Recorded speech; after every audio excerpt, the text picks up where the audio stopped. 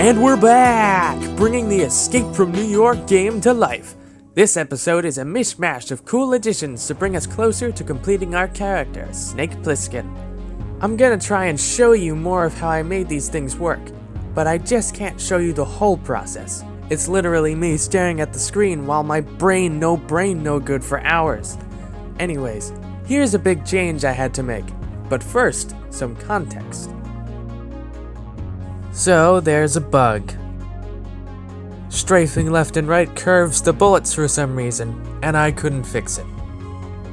So, for the machine gun and revolver, our precise weapons, I'll be using hit scan. What is hit scan?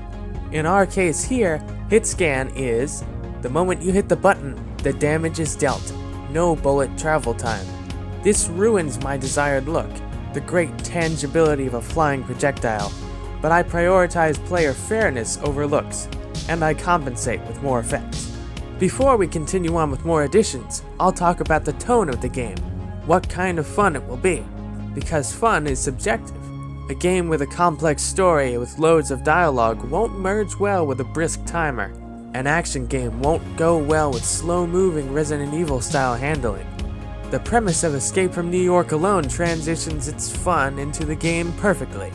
It puts you right in the big steel-studded boots of Snake himself, the timer ensuring you only have one goal, escape. It will, hopefully, make you forget the purpose of other objectives, completing them only for your own gain, just like Snake. As I mentioned in episode 1, this will be a short arcadey-style game. I'm aiming for at least an hour long. With such a short game, I plan to incorporate random generation for maximum replayability. The president could be held in a different place each game. Enemy and item position could be random too.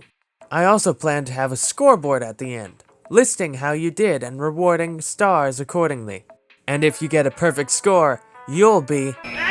number one! Boom! The presidential tracker. Looks good. Now, I have to make it work.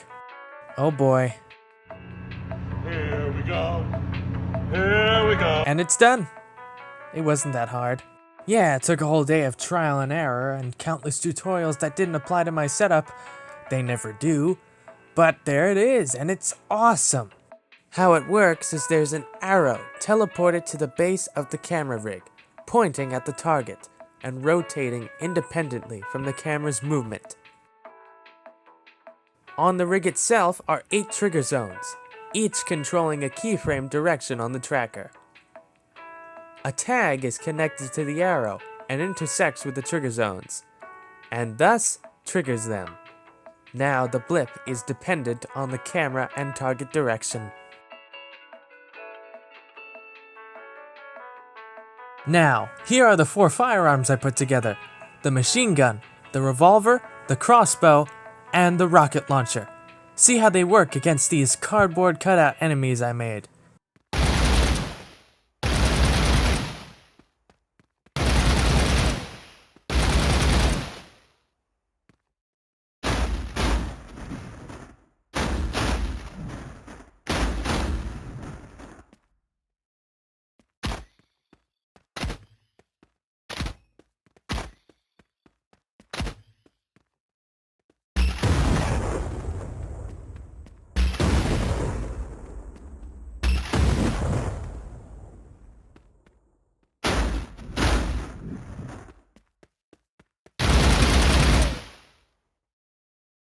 That explosion effect I did not make.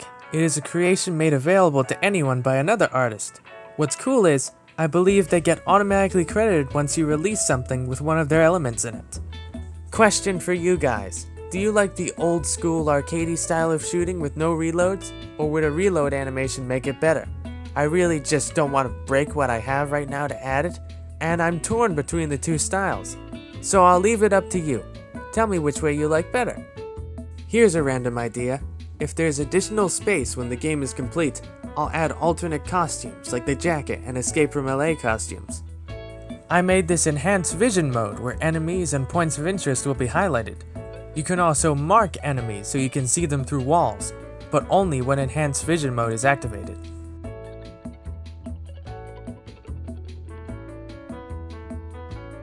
the tracer button. I have one idea of how it can work in the gameplay, inspired by a commenter's suggestion. But first, my old ideas. In the movie, when pressed, it sends a signal back to base so Snake can be tracked for 15 minutes. The most obvious idea is to have a plane airdrop ammo for you, but it couldn't work indoors, and it breaks the world logic since the whole point was to send Snake in as a secret agent. So here's my current idea. There are lost frequencies dotted throughout the world, powerful codes that the USPF wants back. Tracking the frequency and pressing the button at its origin sends the code back to base. And with these powerful codes, base can upgrade your strength, health, and damage output as a reward. So they're basically optional upgrades you can pick up on your way. Shout out to Reverend Varen for inspiring this idea. Thank you for your support. I've made the miscellaneous animations like reacting to being hit, and I've even made the death animation for when time runs out.